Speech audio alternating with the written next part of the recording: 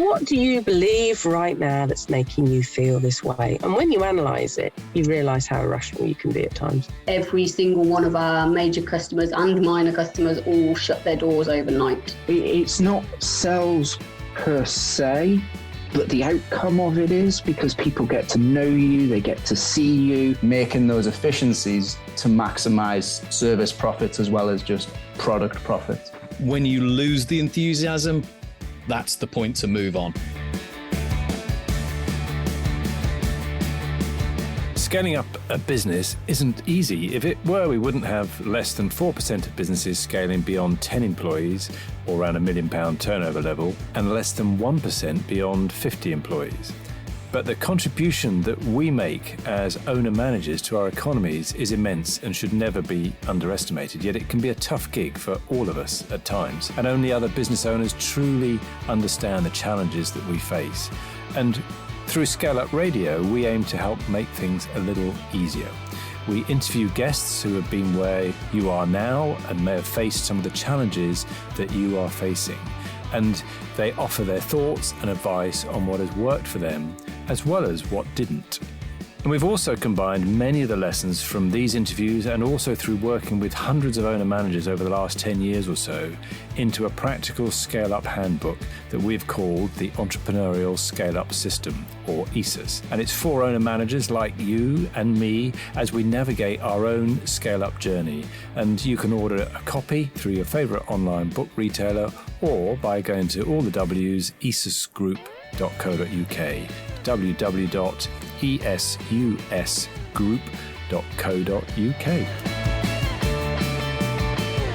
Hello there, I'm Granger Forson, and you can find more about me at www.bismart-gloucestershire.co.uk or on LinkedIn. Today on ScaleUp Radio, we embark on a fascinating journey into the heart of Africa with our distinguished guest, Mike Kelly, the CEO and co-founder of Coral Tree Travel.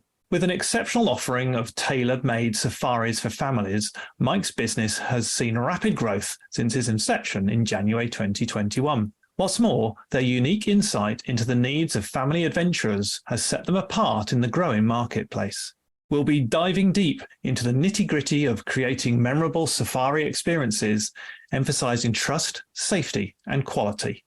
From their philanthropic efforts to support girls' education in rural Kenya to weathering the impact of the pandemic and the challenges and rewards of managing a remote team, we're going on a safari of our own through the wild terrain of entrepreneurship. So buckle up and join us on this expedition of discovery. Let's go over and listen to Mike. Hello, Mike Kelly. Welcome to ScaleUp Radio. Please introduce yourself to our audience. Hi, Granger. Thanks for having me on today. My name is Mike Kelly, and I am the CEO and co-founder of Coral Tree Travel. So tell us about Coral Tree Travel. What do you, well, there's a mouthful. I didn't expect that in terms of doing that. So it sounds interesting in terms of travel, probably guessed that bit. And I've had a look at your amazing website, but please share that with our audience. What do you do, and how do you achieve delighting for your customers? Yeah, so we are a specialist tour operator based in Cheltenham, and our business is designing and making tailor-made safaris to Africa, all over Africa, East and Southern. And we, as I say, we specialize in that. And our particular area of focus is safaris for families. And that can be families of all ages, mum, dad, young children, or grown-up children, or multi-generational trips. So we do all sorts, and particularly, as I say, specialized in Africa. And our marketing and our whole business story is particularly around those family safaris. Fantastic. Safaris in Africa for families. Wow. So how big a business are you? Give us an understanding of, and how long have you been going? So we're actually quite a new business. We are a COVID baby. So we launched it and actually started training in January 2021, so right at what was the bottom, the nadir of the pandemic. Yeah. And at the time, a few eyebrows were raised that we were starting a travel business at that time. So it's my wife and I that actually started the business. And so, yeah, we've been going for 2.5 years now. We've just recruited somebody last week who's our second employee. So there's 4 of us in the business now, although my wife is on maternity leave because we had our second child at the end of August last year. Congratulations. And thank you very much. So yes, and basically we, as I say, we specialize in those tailor-made safaris to Africa from a startup of nothing, trading in January 2021 with very few clients and very people willing to take the risk on booking holidays. Then we've grown rapidly. We're going to turn over way over £1 million this year.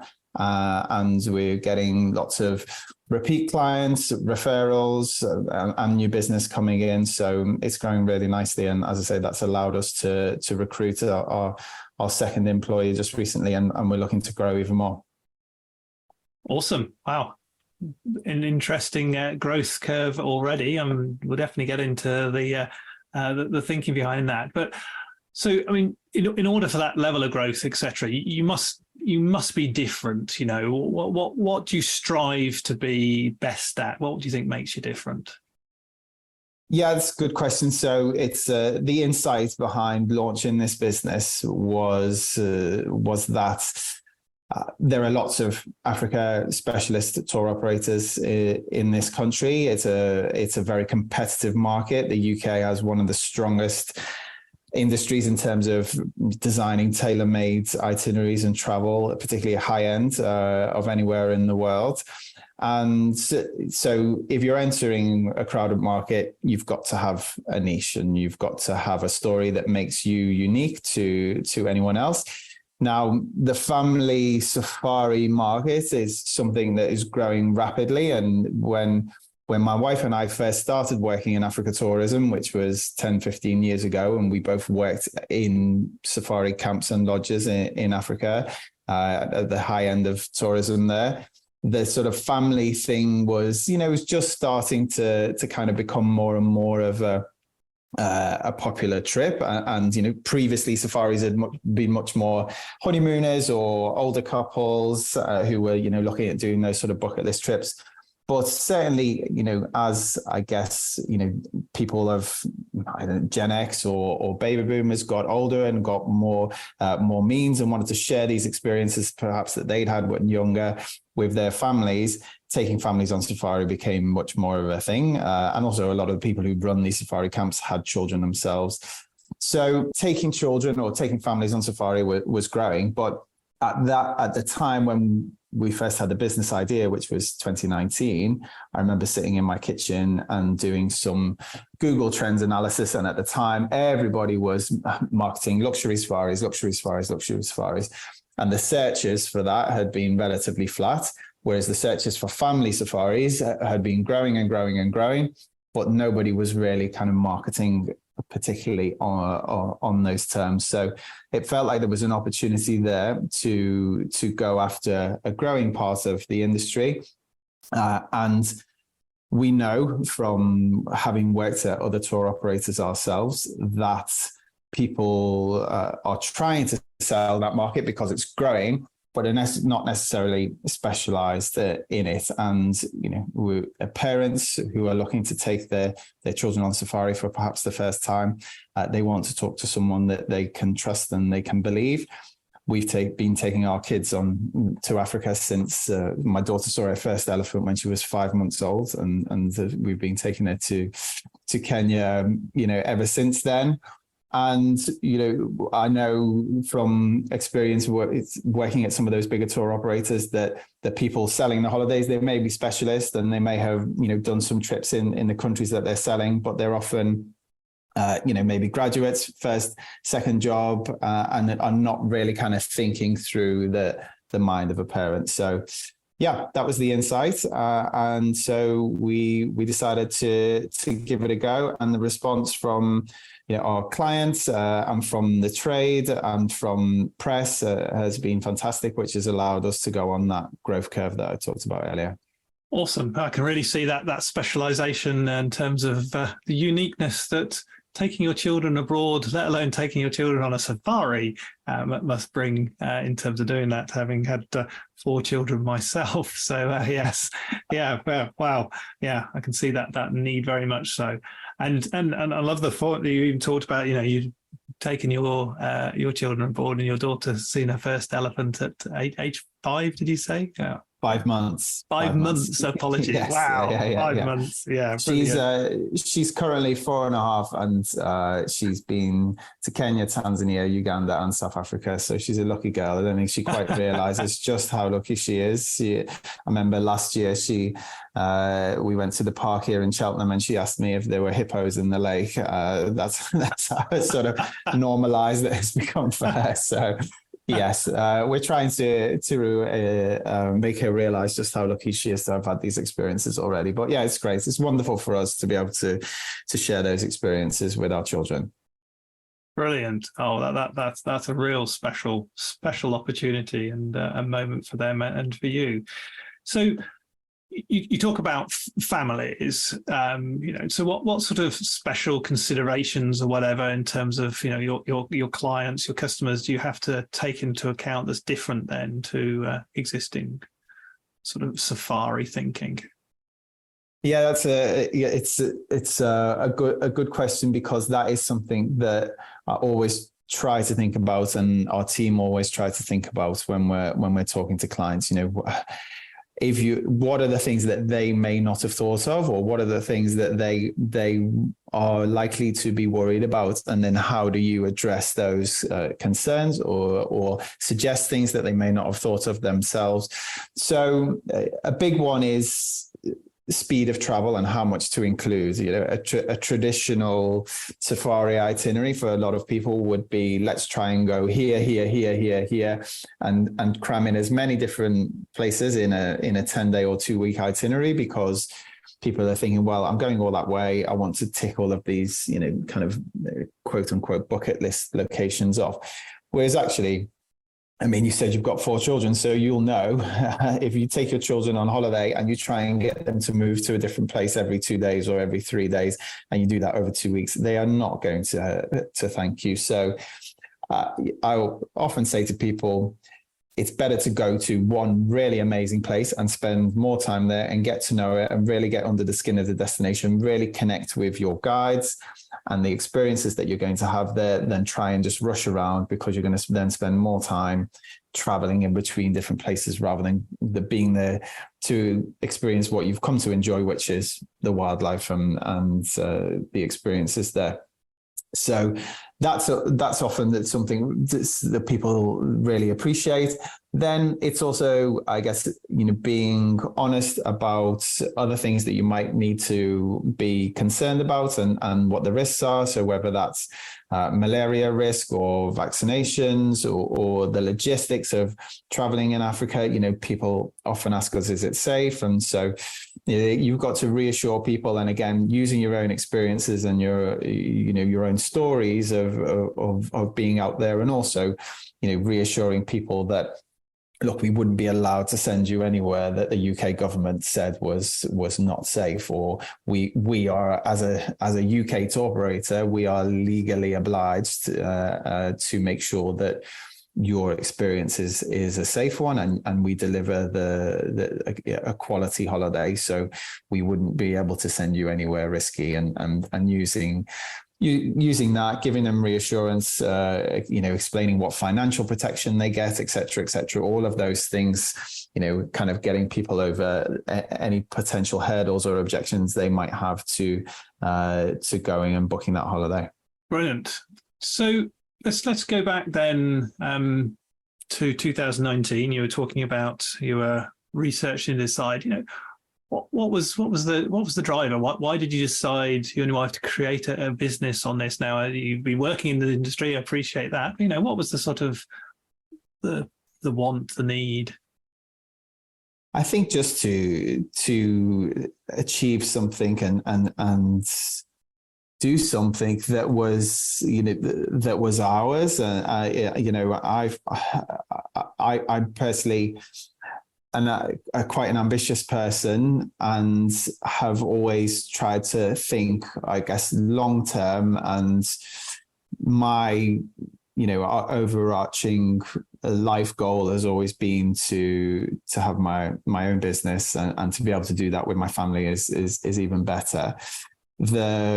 So when my wife and I met, I was working in Zanzibar and she was working in Botswana, into spectacular locations for the same company that had operations in both of those, and we both ran high-end luxury camps and lodges. And we spent a few years, we'd done that already independently of each other, and then did it together for a few more years. But when we started thinking about having a family, we didn't want to stay working in, as wonderful as it is to have these experiences.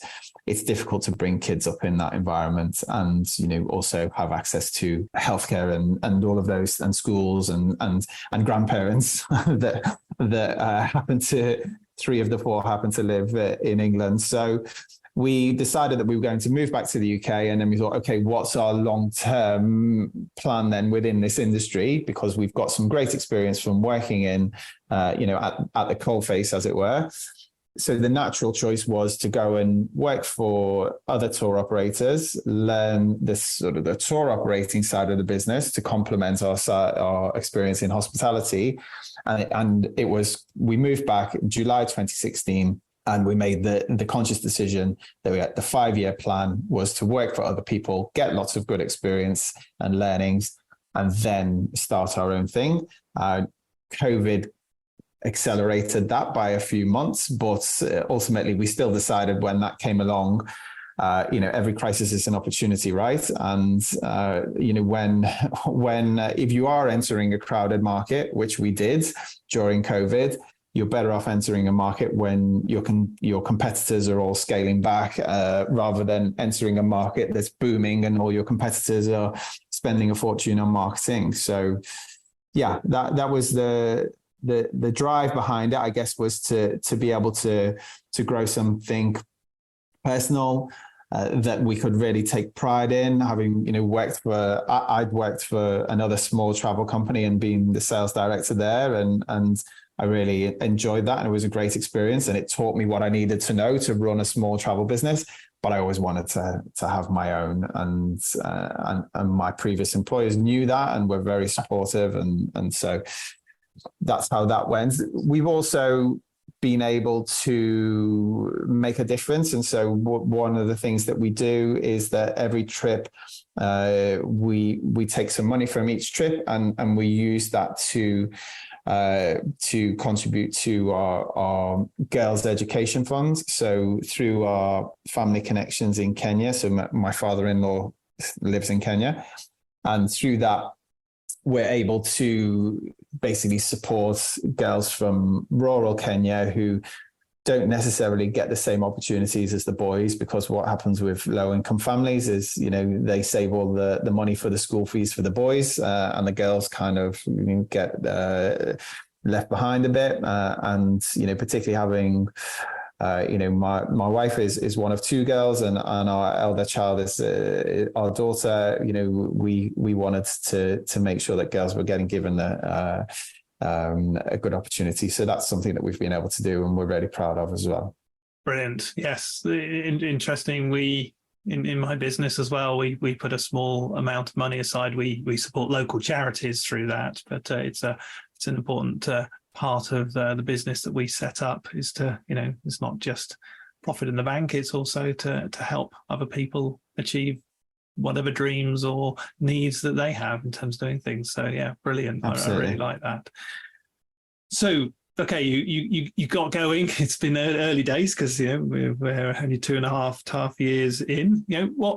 What's gone well so far, and maybe has anything not gone well in that short space of time?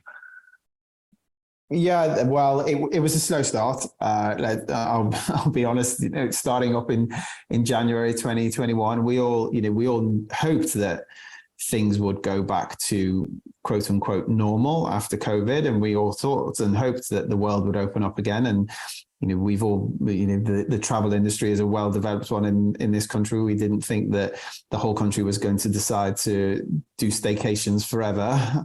But so that took a little bit longer than we hoped. And we had to, fund that through our own savings and personal cash flow. And we thought we were all getting going. And then the Omicron wave hit and Africa was the biggest impacted. There was a time where every single country that we could possibly promote, it was either illegal or to go to, or you had to do the hotel quarantine when you got back. So yeah, as I say, it was a slow start, but since around February, March 2022, so almost 18 months now, it's just been flying, and that's been great. In terms of what's gone really well for us, a few things in terms of new business, we get majority through Google search, paid ads, and that started off with mixed results and has really, really improved over time, and have worked hard to try and improve the cost per acquisition and the quality of the leads that we get. And that's worked really well. The referrals and recommendations that we get from existing clients has been fantastic as well. And a big thing for us, which has been a real boon to our growth story so far, is that we have an agreement with one of our safari operators that we work with and who we use to not only book their own camps, but book other camps in Kenya and Tanzania.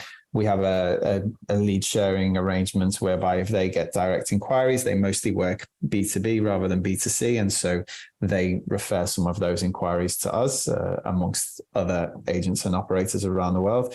So that's been a great source of leads into our funnel and helped our growth so far as well, which has been great. Brilliant. So, we've got an understanding now in terms of the last few years in terms of development and some of your marketing.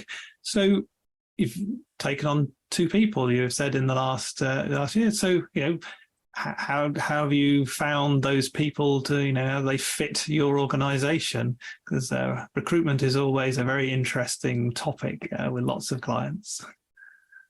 Yes, it was, well, the first time, very lucky. And so we recruited one of our sales managers, Rosanna, last year, and she joined us end of August last year, just in time for when my wife was going on maternity leave. My wife's name is Tess.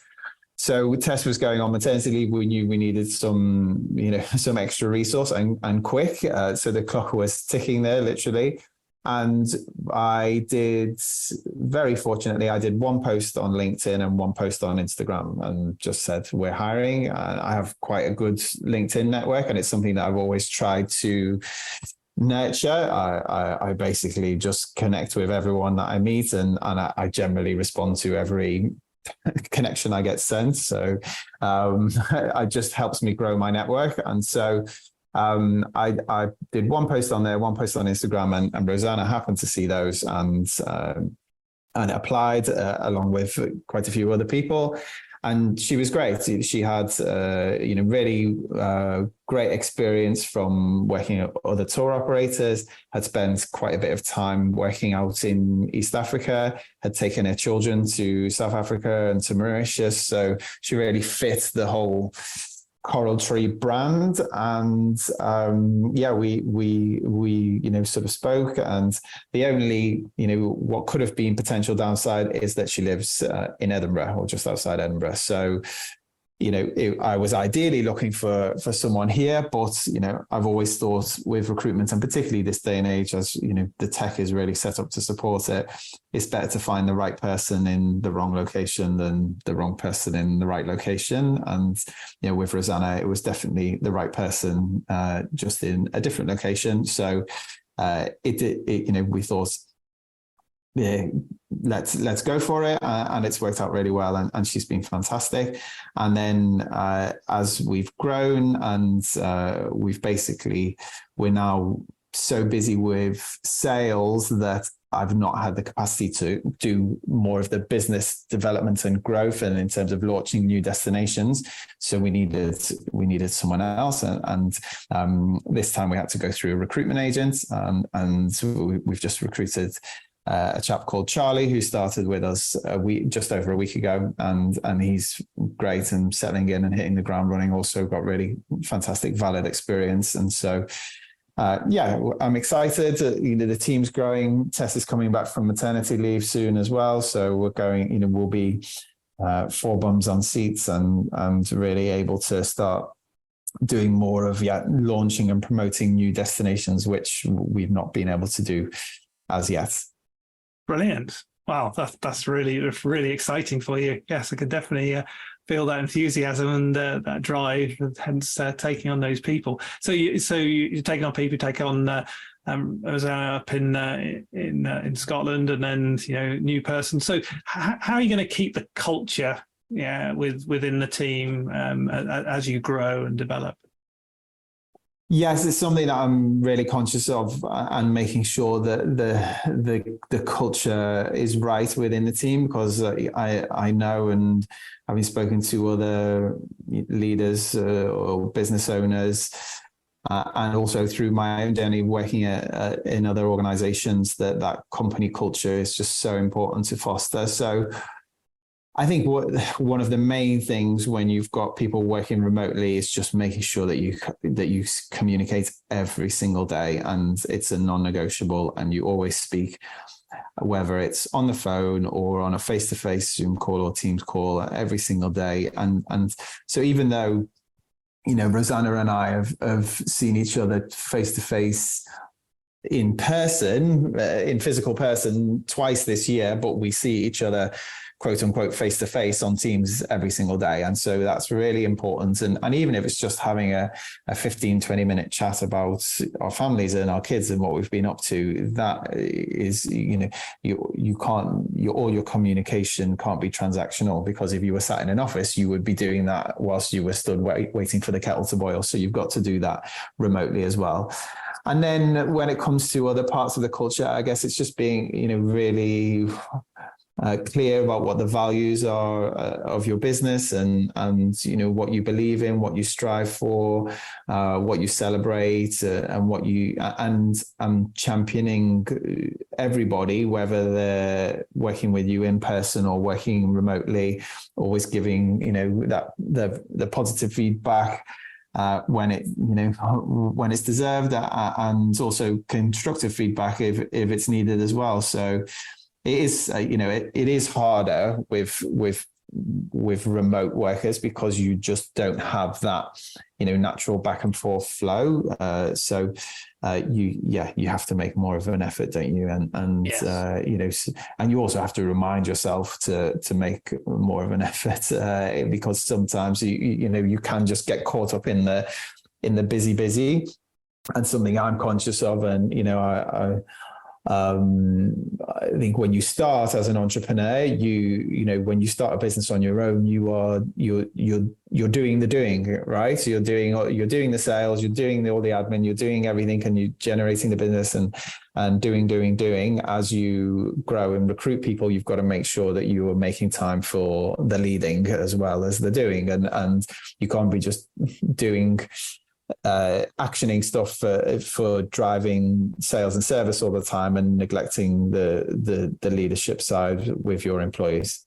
Very good advice. Both two awesome points there in terms of, remote working. I've worked with teams and led teams that have members in India and places around the world, and that daily communication is vital in terms of that. And you say it's not about work; it's just about being human, connecting in terms of doing that. And I love the thought there. You said, you've got to make time to be the leader of the business.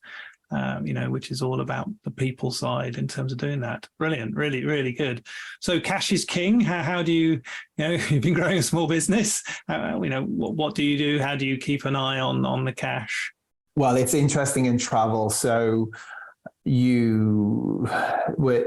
most of it, if you run a coffee shop, your customers come in, they give you money, you give them your product, and that's it, it's done.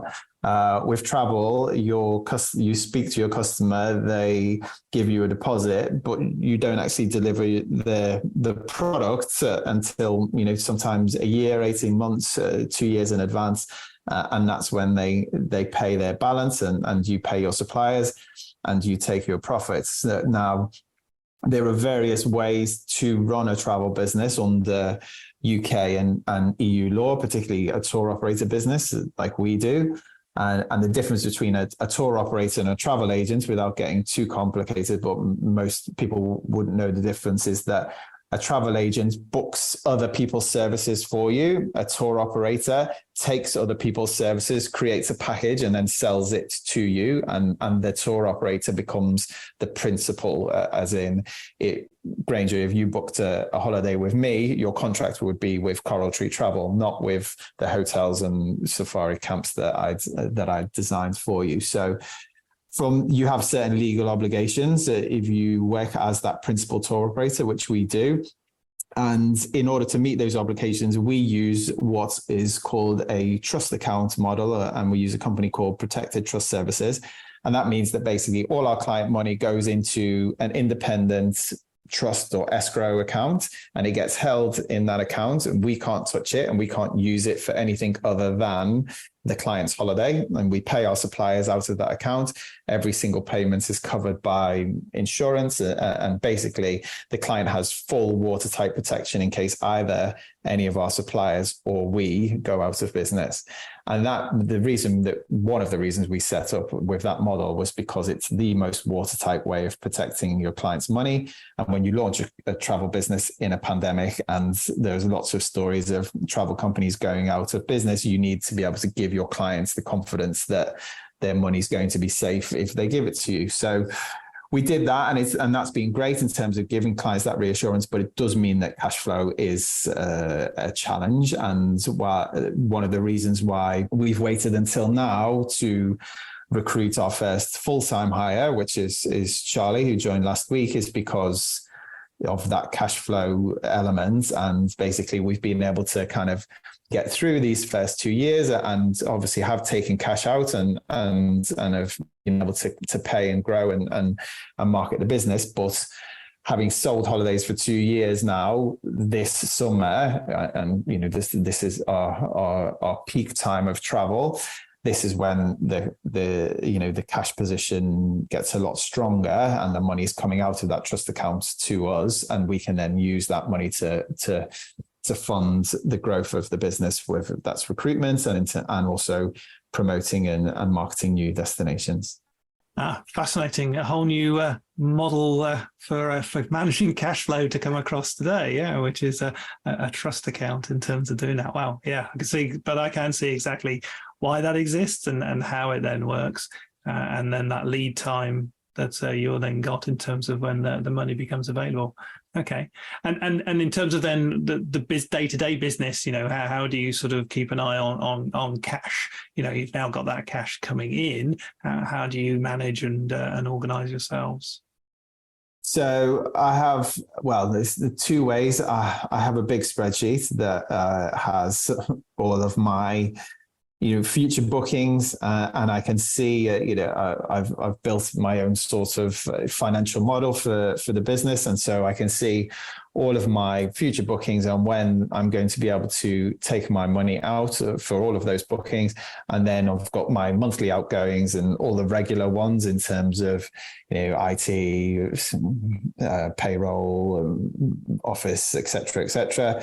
And, all of those in the model as well. And then any, sort of big planned spends like business travel, et cetera. So I have that, and I can sort of see when the ebbs and flows are going to be. And then we also, one of the things that I did from the very start, or we've done from the very start, is pay for someone to do our bookkeeping, because I don't want to be spending. That was a non-negotiable when we started the business. And my father-in-law is a retired accountant, and one of his bits of advice was don't waste your time doing bookkeeping and doing your own, managing all of that when you can pay someone else to do it. And that's going to free up so much of your time to actually focus on selling holidays and growing your business. So yes, we have a local accountant who specializes in small business. They're a franchise but their office is 2 minutes walk from our old house where we lived at the time. And I wanted someone that I could just go in and meet face to face if we wanted. So yeah, that's how we do it. And they do our VAT returns and they do our annual accounts, et cetera. And they also have some nice tech that we can use for, forwarding expenses, et cetera. So yes, that's really how we do it. We're not a complicated, huge business. We don't have huge amounts of cost lines and we don't have huge amounts of incomings. We sell low volume, high value. Our average trip cost is over £25,000. So I'm not keeping track of hundreds and thousands of transactions in terms of sales every year. We're selling between 50 and 100 holidays every year, and that's that's great at that value at this stage of our journey. Yeah, and one final sort of question around business in terms of you've been building a business, and you've talked about you've got to do the sales, you've got to do everything. You're now tasked to take on staff. Your wife went to maternity leave. How do you manage not getting overwhelmed by everything that's happening and needs to get done and get organised? What's your tricks for that? Yes, it has been a bit of a challenge since baby number 2 came along. As you know, those first few months of sleepless nights and trying to juggle a new business and 2 children. And we moved house and we renovated the new house. I mean, we're literally the classic basket case family that did everything in one go. So yes, it has been a challenging year. What I do to try and manage my own, mental load.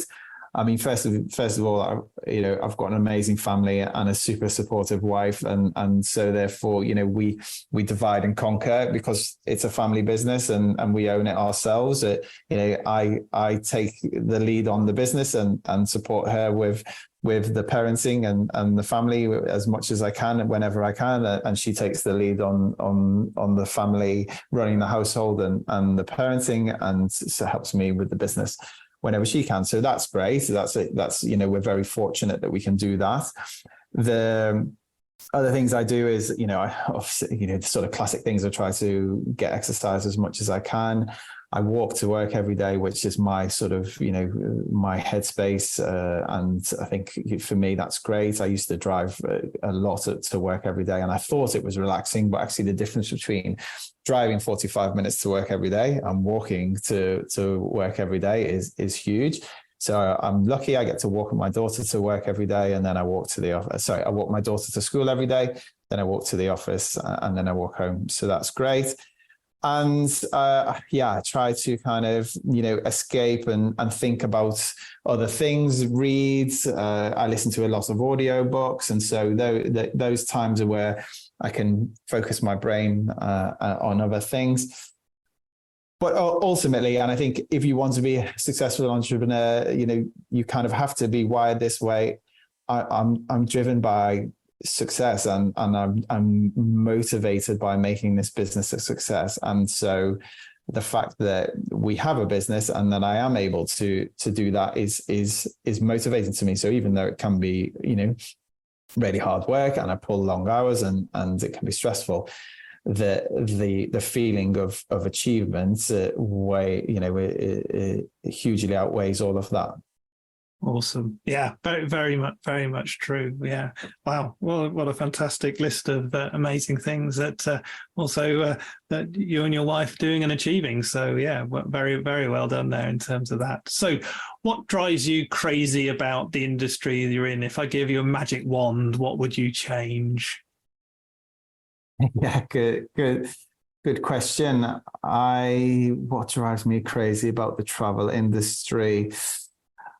I guess there are things that I think sometimes the travel industry can be, yes, being perceived as a bit untrustworthy, or people feel like if they go through a tour operator or a travel business rather than booking everything themselves, then they're somehow going to get worse value for money. But I think and that is definitely a British thing versus, so we have mostly British clients, but we do have overseas clients as well. And when you talk to American clients compared to speaking to British clients, they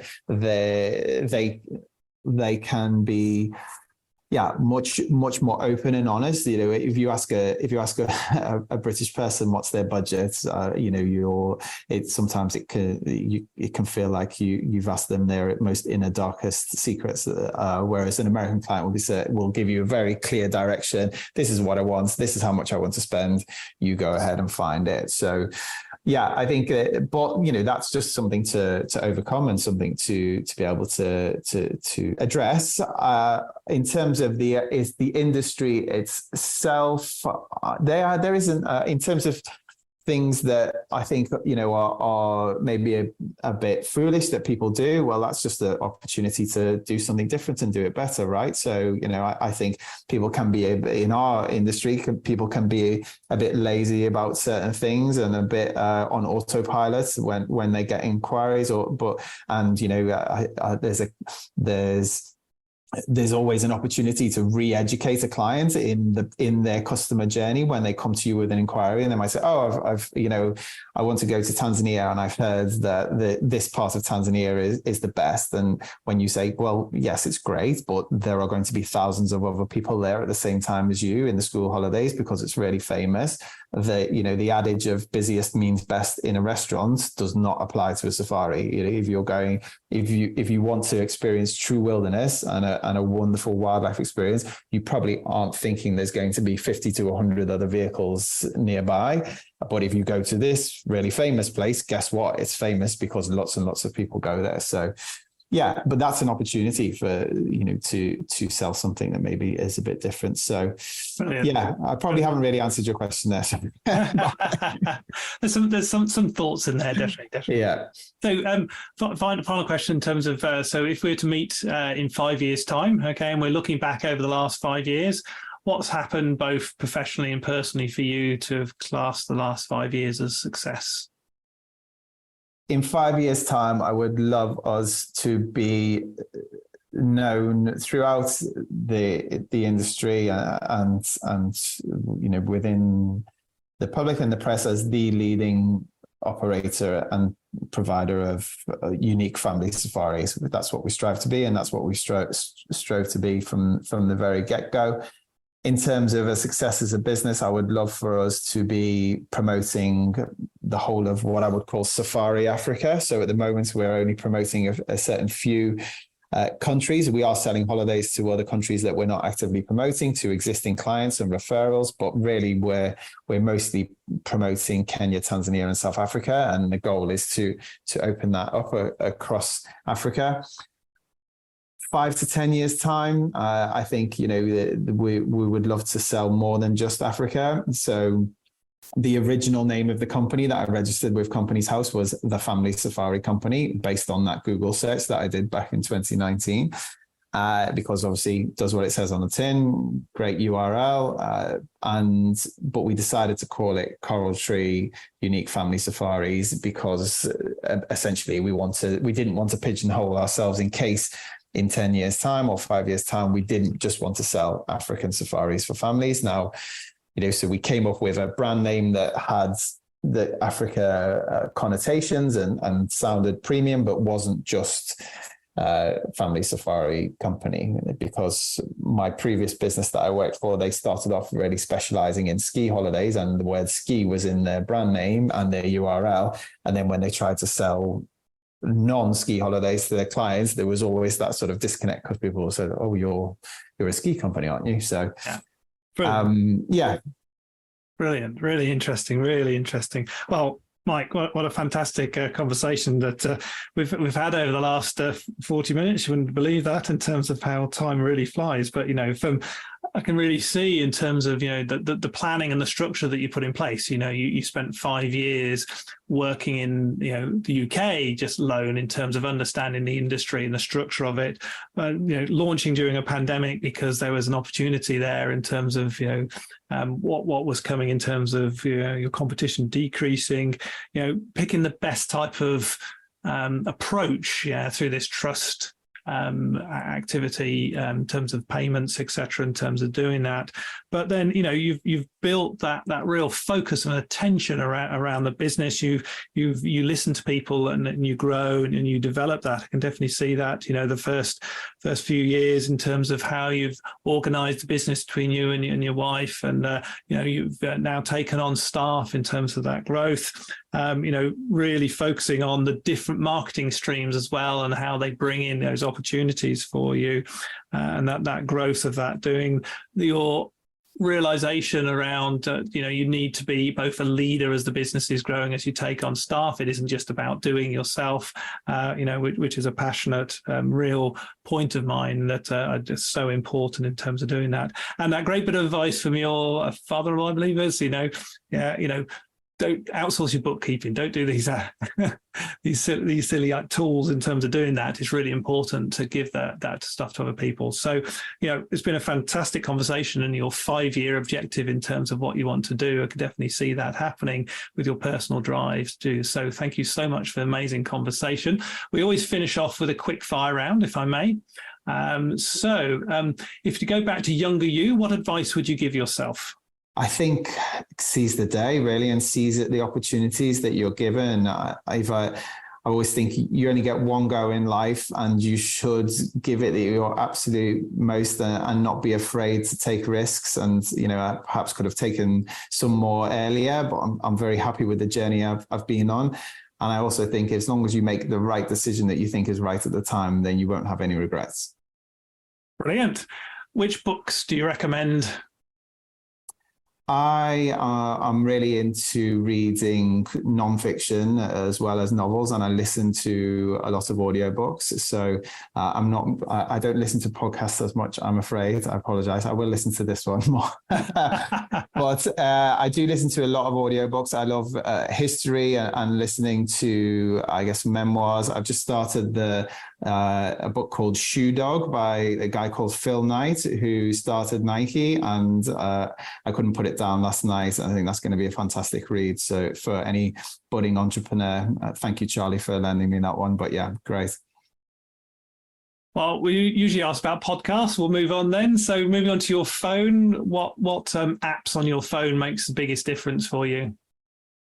Blimey. Well, I'm sure I use WhatsApp more than any other, which is unfortunate and fortunate. I think WhatsApp is great. I actually use it a lot with clients because it's a great way to just check in with people when they're on holiday. I always say to them, I just send them a quick message a day or two into the holiday to just say, how are you getting on? Don't feel obliged to reply if you're having a great time. But I'm here if you need me. And I think that is just a fantastic way of staying in contact and also showing that you care. And then 9 times out of 10, they send me 100 photos of the amazing wildlife that they've seen and the pictures. But it also means that you can nip anything in the bud if they are, potentially worried about something or something's not quite going. One of my old leaders in a company that I used to work for, their maxim was fix F-ups fast and fabulously, the 4 Fs. And I think that's a great approach to take when it comes to anything potentially going wrong with any service that you offer. Brilliant. My favorite question, who's had the most influence on you as a business leader? Oh, wow. A chap that I used to work for a company called Beyond, and when I joined the company, it wasn't in particularly great shape for various reasons. It had a very well-known brand, but they kind of lost their way a bit. And a chap called Joss Kent, whose father started another travel business many moons ago, came in and he's probably the most inspiring leader that I've worked for, and who I kind of really admired in terms of his approach. He was someone that everybody wanted to follow, but he also came in with really like strong processes and procedures. And I have to say he's definitely the most inspiring leader that I've worked for personally. Brilliant. And finally, Mike, how can people get hold of you? Well, you can go on our website, which is coraltreetravel.com, and you can send us an inquiry through the website. It's very clear everywhere to contact us, or it's just mike@coraltreetravel.com. We're also on Instagram as coraltreetravel. So either way, give us a follow on Instagram, check out our website. And if you are ever interested in planning a safari for you and your family, then definitely get in touch. It'd be great. Awesome. Mike, fantastic conversation today. Thank you very much for your time. Thank you, Granger. I hope you enjoyed that discussion, and if you're building and scaling your own business, you might well be interested in our book, The Entrepreneurial ScaleUp System. And it's exactly what it says on the tin. It's a practical handbook around scaling a business in a structured way. And you can order a copy on all your favorite online retailers, including an audio version, or you can find it and other supporting resources on our website, www.esusgroup.co.uk. That's esusgroup.co.uk, which is esusgroup.co.uk.